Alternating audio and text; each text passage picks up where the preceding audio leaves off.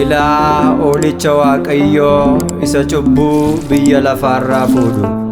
Wangeela Yohaannis boqonnaa 1:29.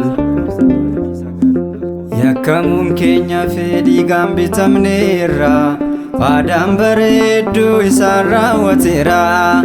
Lubbuun keenyas deebitee fannoodhaan faayamte, kan dheebottee turte isaan dheebuu baate. Yakkamuun keenya dhiigaan bitamneerra, faadaan bareedduu isaan raawwateera. Lubbuun keenyas deebitee fannoodhaan faayamte, kan dheebottee turte isaan dheebuu baate.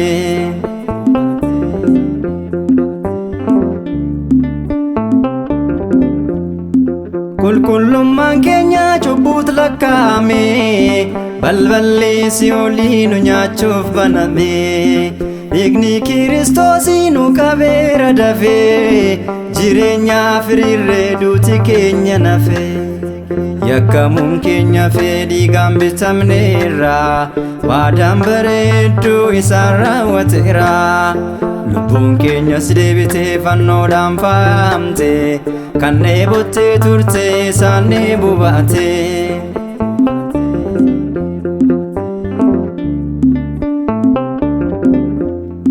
Hoolaa Qaraaniyoo mootii baraa baraa, chaappaan torbaniyyuu isaanii kameera. Amanaa hormoonni oolicha qalame, ilmaan Addaam hundi isaan kabajame. Yakkamuun keenya dhiigaan bitamneerra, faadaan bareedduu isaan raawwateera. Lubbuun keenyas deebitee fannoodhaan faayamte, kan dheebottee turte isaan dheebuu baate.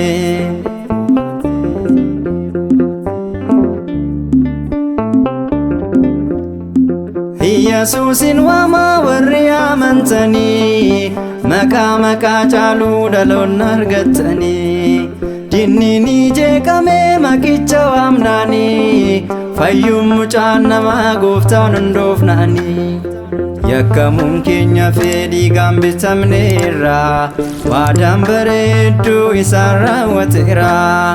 Lubbuun keenyas deebitee fannoodhaan faayamte, kan dheebottee turte isaan dheebuu baate.